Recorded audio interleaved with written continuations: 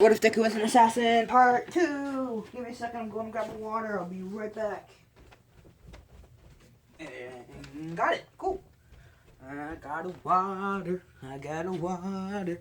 Not gonna die of thirst no more. I got a water. I got a water. Alright, let's do this. So, I left off with the entrance exam somewhat. Deku went with Momo to her exam, right? She went through the recommendation test, right? So while Izuku's there, he's observing with the rest of the teachers, and Momo does great. She gets out. The teachers are like, blah blah blah. She's amazing. Blah blah blah blah blah. Meanwhile, as they're walking out, Izuku's walking her to the limousine. I guess we could say. What to do? What to do? Okay, so Izuku, he starts getting about 3 feet away from the car, and then he hears a slight beep. It sounds like beep, beep, beep, beep, beep. And as he gets closer, he realizes it's a motion sensor. And he goes, "Oh, son of a..." And he pushes her out of the way, kind of like moving her like behind him. And the car goes boom. So it went beep, beep, beep, beep, beep, beep, beep, beep, beep, beep, boom. And Izuku takes the whole thing of shrapnel to his face. But luckily he's wearing Kevlar armor, so when he takes his clothes off, he has a bunch of bruises. He has a black eye. But he's lucky. And when he sits up, he sees the car's on fire. His first instinct is to check on Momo. He checks on her, and she's fine. She thanks him. She goes, "Thank you." Oh no, Chuck was in the car. I'm saying Chuck because I was going to call the guard Chuck, but then I decided to call him CJ. So I'm going to call one Chuck as well, because Chuck Norris, why not? And Chuck is dead. He blew up. Poor son of a bitch. Izuku starts examining the car while a bunch of pro heroes run out, and they start checking on Momo, as Izuku finds, I guess we could say, a piece of the bomb left over. He looks down, and he sees a crest on it, and he goes, "Son of a bitch." Okay, so now that Izuku's looking at this crest, a flashback occurs to Ra's al Ghul. Now, okay, this is where I gotta bring up something, right? Someone asked me to, not asked me, fuck off Amazon. Someone asked me, in my, What If Deku Was an Assassin, part 1, like someone said something about Batman and Bruce Wayne, and someone was like, wait, Bruce Wayne and Damian are in this? And I was like, no, they're not. But now they are, and they're not going to be the family, Bat family that you're used to. In this world, the Bat family is a known criminal organization. It started out with some rich asshole becoming a crime lord, Bruce Wayne. He became Batman. He took on some kid named Dick Grayson, who became Robin, then became Nightwing, then the second sidekick became Red Hood, and they all graduated to their own little gangs, and they worked together, creating this underground Gotham type of organization, right? And they rule the city of Gotham. And he sees the emblem, and it's the Batman emblem, and he looks down, and he flashes back to one day when he was about 8 years old. Some guy came in with some kid. This kid was about, I don't know, we'll say this kid was about, yeah, this kid will be Jason, not Damien, because Damien will be 10 years old. So, not Jason, this will be Tim Drake. I don't really like Tim Drake, I know shit about him, but he'll be the Robin, because he's the closest one in age with Dick, out of the Robins, because Damien's 10, Dick's 20-something, almost 30, Batman's almost 40, and Jason's almost 2 years younger than Dick, so those guys would be all well over their Robin periods. But Tim wouldn't be. So Tim walks in under Batman's leadership, and Ra's al Ghul offers to continue training Tim. Batman learned from Ra's al Ghul, and Ra's al Ghul and Batman had a peace agreement. Neither of them would fight each other, and they would help each other out when necessary, and Ra's al Ghul would give him the proper tools and training that his sidekicks needed.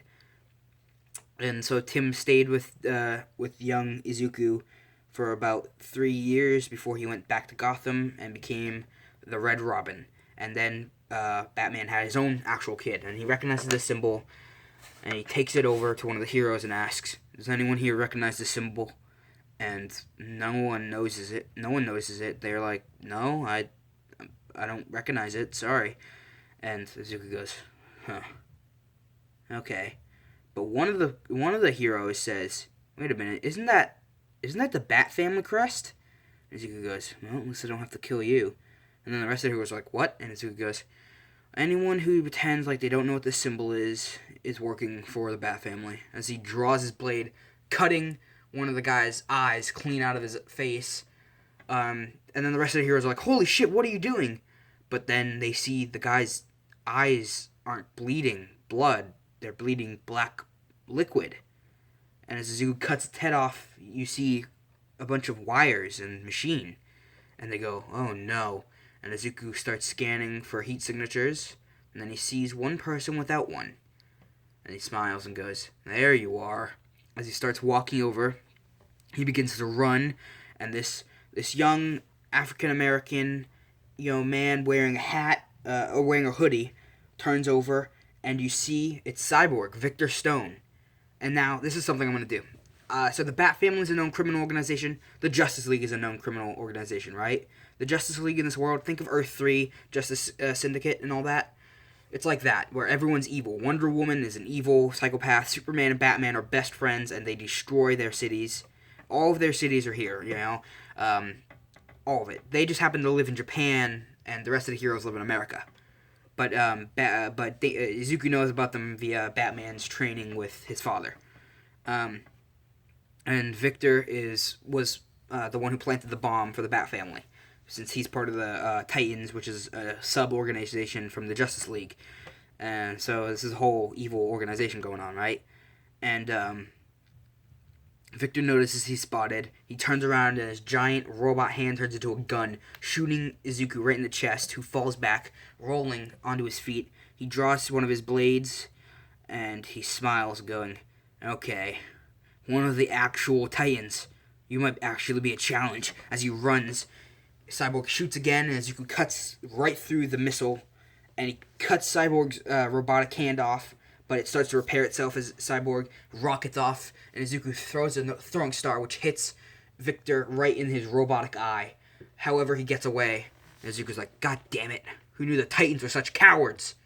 And Cyborg flips him off as he's flying away, and the rest of the heroes like, "Who was that?"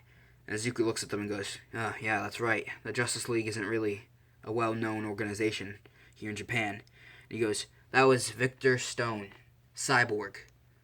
He works for the Teen Titans and sometimes the Justice League. He's a hitman. Half machine, half man.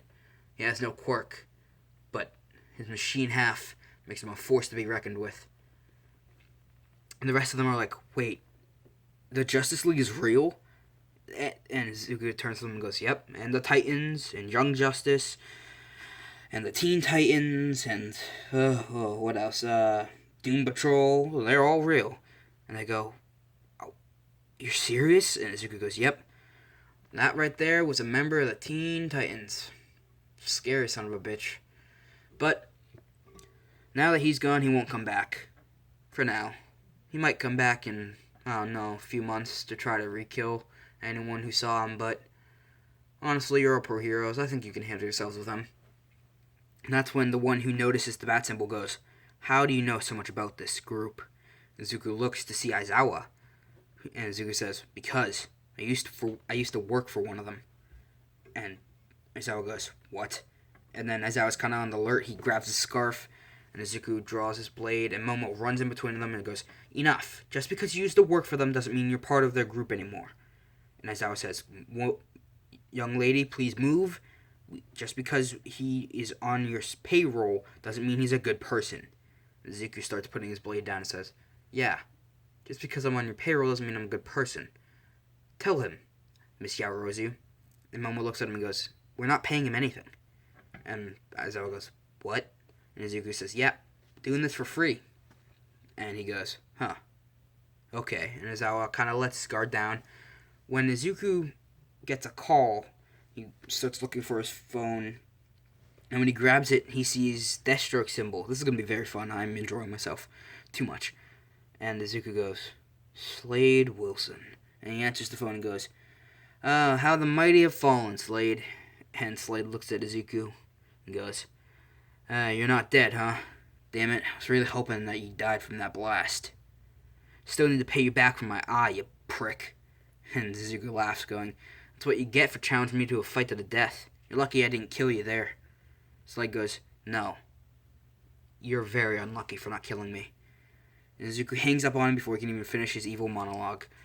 Izuku sighs and says, "Okay, well, now that mess is all dealt with, I say we go home and I get some shut-eye, because they're going to be coming back in a very, very short time." We skip the 2 weeks. Momo gets her letter. She's been welcomed into Class 1A, but part of the letter says, "We want to bring your bodyguard in for questioning. He could help take down this Justice League." And Izuku sighs and goes, "Son of a bitch. This is going to be a fun day." They get to school the day everything happens. Aizawa's fitness test. Instead, Aizawa's prepping the class. When Izuku and Momo walk in, he goes, "Are we late? We were told to come here at this time." And Aizawa goes, "Yeah, we started the rest of the classes beforehand. We've been teaching them everything you told us about this league." And Izuku says, "Why?" And Aizawa says, "Because they're future heroes, and they need to learn what they're up against, and who and what they're fighting." And Izuku says, "Okay, so why didn't you bring us? I could have helped." And he says, "Exactly. I want you here to teach them how to fight." And Izuku looks at him and goes, "Why can't you do it? You're a hero." And Aizawa says, "My knowledge about hand-to-hand combat is very limited, but you're an assassin trained by our enemies.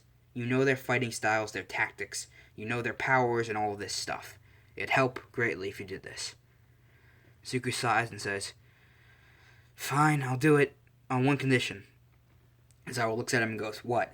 He says, "You're going to have to owe me a favor in the future." Aizawa says, "Sure, what kind of favor?" And Izuku says, "Don't know, but when it comes to it, you better be there." Izuku sits in front of the class, and he goes, "Okay, hello, I guess, students. This isn't right. Okay, Mr. Hero, sir." And her head turns and goes, "Call me Aizawa." And Izuku goes, "Okay, Aizawa. Do you happen to have a dojo?" And he goes, "Why, yes, actually, in the back." And he goes, "Cool. All of you put these on." As he throws Aizawa's gym clothes at them, they all put them on. They meet him in the gym. And Izuku says, "The best way to learn is through combat. It's how I learned. It's how my father learned. It's how most of the Justice League learned. So it's how you're going to learn." As Izuku gets down on his knees, and he puts his katanas in front of him, he says, "Please, someone, tell me the first rule of fighting." And Mineta puts his hand up, and Izuku says, "Yes, young man." As Mineta says, "To be the stronger person." Izuku takes his katana, which is still in the sheath, and hits Mineta on the head and says, "Wrong." Next, Bakugo puts his hand up and says, "Being better than them in every considerable way." Izuku hits him in the head and goes, "Nope." Momo raises her hand, and Izuku says, "Yes, Miss Momo." And she goes, "To be smarter." And Izuku says, "No, but close." And then Todoroki raises his hand. And Izuku says, "Ah, yes. You have something to share?" And Todoroki says, "To be cautious, to never underestimate your opponents, and to be smarter than them." And Izuku goes, "Ding, ding, ding. We have a winner. The goal of fighting is never to underestimate your opponents. They'll always get you in a bind if you think they're weaker than you. Watch. You," as he points to Bakugo and says, "you clearly think you're the best here, better than everyone else.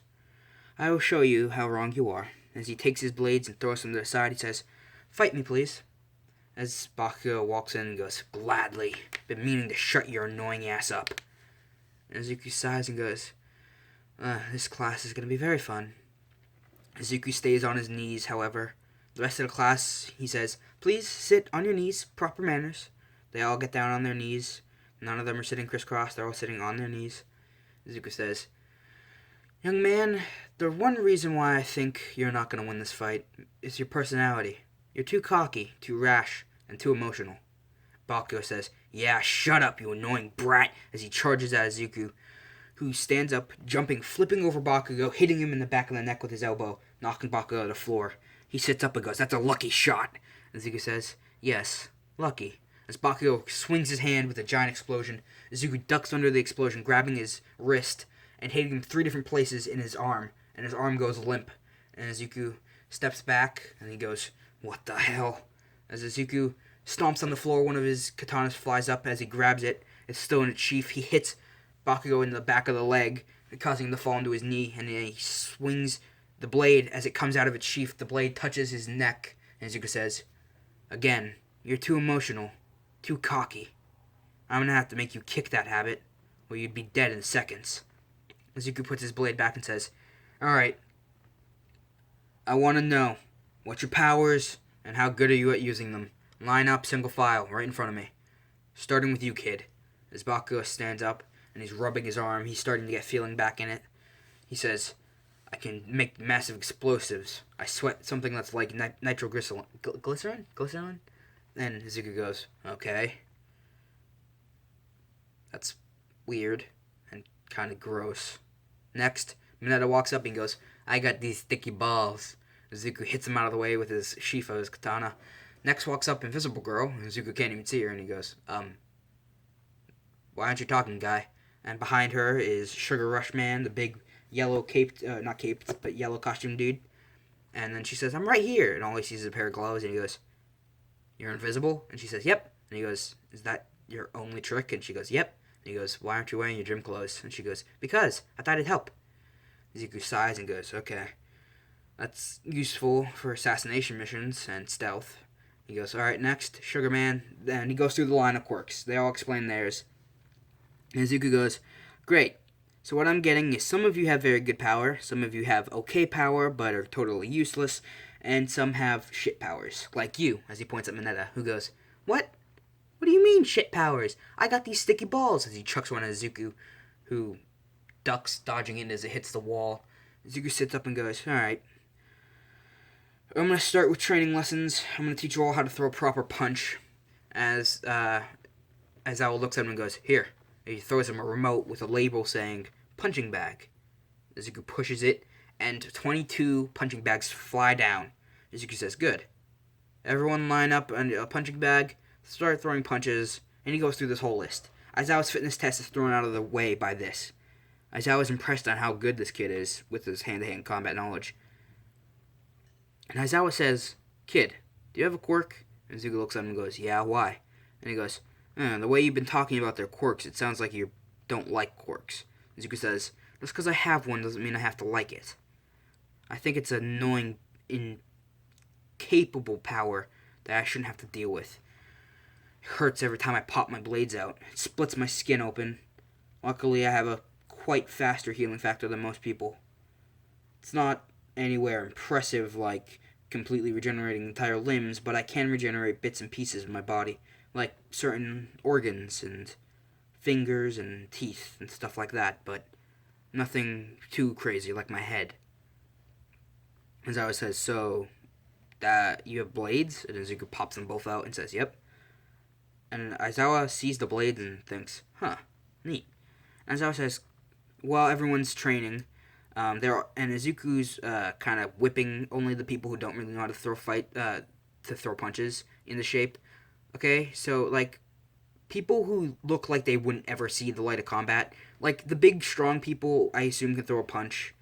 So Izuku's only working on certain kids right now, and he's mainly talking to Aizawa because the rest of the kids are focusing on the training he's given them." And Aizawa says, "So, what'd you do for this Justice League?" And Izuku looks at him and goes, "My first and last mission. I had to kill some important guy for some higher up in the Justice League." Izuku says, as he says that, you can hear the sorrow in his voice as he feels bad about the person and the family he had to take away. And Aizawa says, "You clearly regret your decision." And as Aizawa finishes his sentence, As Aizawa finishes his sentence, thank you, letting me finish mine. Izuku, says, "Of course I do. They were my first real innocent kill. I've killed people before, mainly henchmen, people who didn't have a fear of dying. But these people, they were scared and desperate." and I took them away from their families. Aizawa says, then you have to live with that guilt, don't you? Izuku says, every day. And Aizawa says, yeah, but you can make up for it now. Helping us take down this so-called Justice League, this huge criminal empire in America, will save so many more lives. And you can redeem yourself. Izuku looks at him and goes, there's no such thing as redemption. Meanwhile, at the vast reaches of space, we hear a familiar voice. As Clark Kent, or Superman as he's known in this world, walks over to Batman and says, so, how'd things go with that spoiled rich kid? Batman says, it was a miss. Cyborg got caught off by some assassin. That's what Superman says. What assassin? And Batman throws down on the table the shuriken, and Superman X-ray vision scans it and says, the League's? This is one of the League's throwing stars. And he says, yes. I checked on the League today to ask who or what was in Hosu City. But when I got there, they were all gone. And Bruce says that with sorrow as Superman realizes what that means. Because the last person to be in that building that Bruce actually cared about was Dick Grayson. And Superman puts his hand on Bruce's shoulder and says, I'm sorry for your loss. And he says, that's not important right now. We can mourn later. I want to find these sons of bitches who killed him. And Superman says, I'm on it. And he calls in the Flash, who runs in, and he says, yeah, what's up? And he goes, can you do a favor? And Flash says, well, you owe me 30 from now, but sure, what is it? He says, can you go to, and before he can finish his sentence, Flash comes in and says, I know who it was. And Batman looks at him and goes, who? And he says, you're not going to like this. But it was Slade Wilson. He murdered Dick Grayson.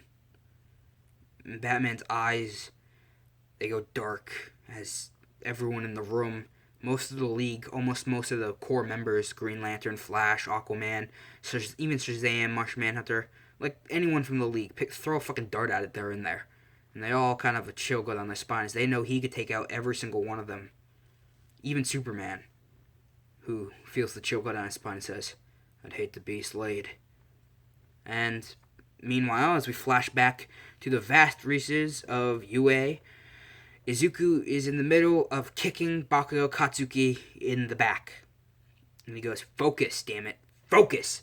As his final kick kicks Bakugo in the back of the leg as he falls to his knee, Bakugo turns around swinging at him. Izuku catches his fist and says, again, you're letting your emotions cloud your judgment.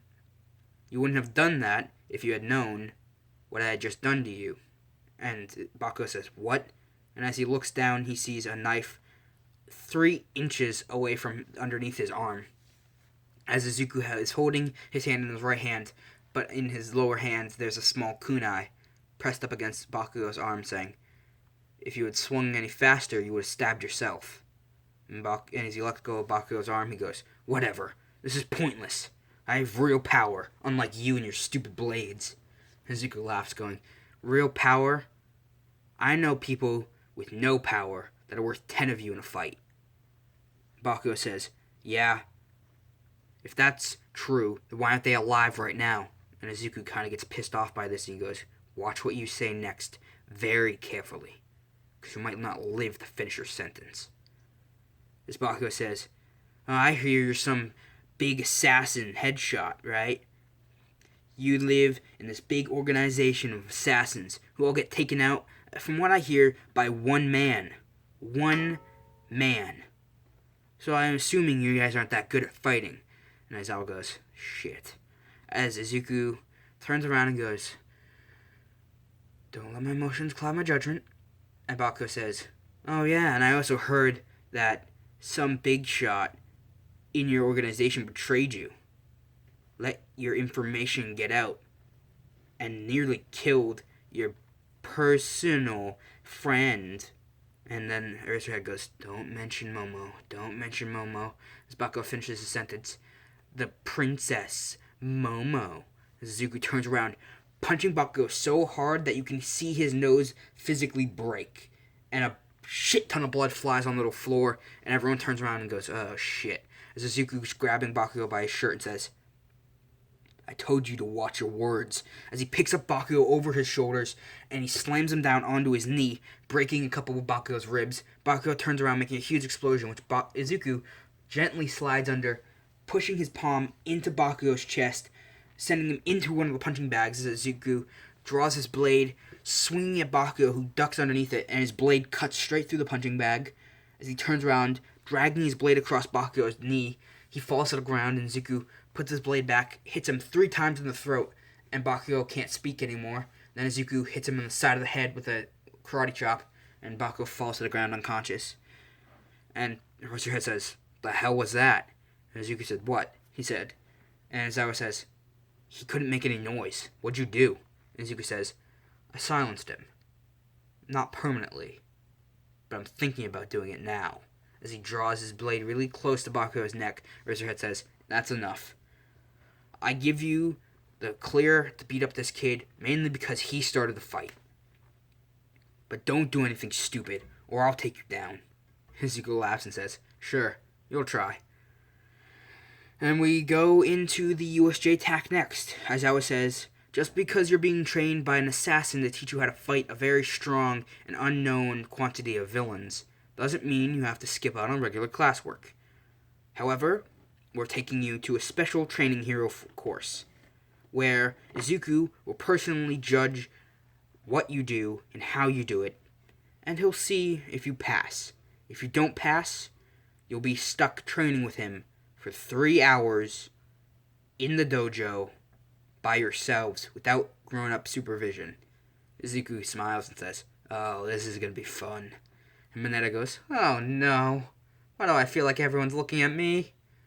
And Izuku's eyes glow a beautiful, beautiful green as Mineta shivers and goes, he is looking at me.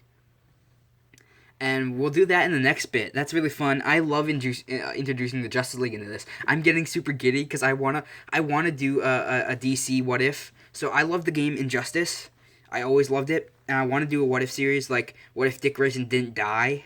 Or what if Batman joined Superman? Or what if Superman stayed good and Batman turned evil? Like all this cool stuff with DC. Maybe like some, what if, Young Justice series. Like what if Wally West, spoilers, didn't pass away?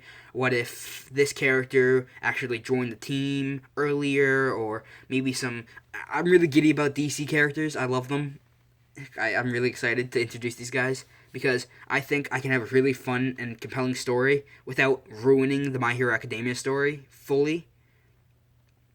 So Izuku's kind of now taking over as a team school leader for this class. He's teaching them everything they need to know about this organization, which he worked with pretty closely up throughout his childhood. He never really did missions, but he met very high-ranking members like Superman and Batman. And, he even met one guy whose name he can't really fully remember. It's Lex something. He can't remember his name. But, yeah. Bye. Hauser signing out.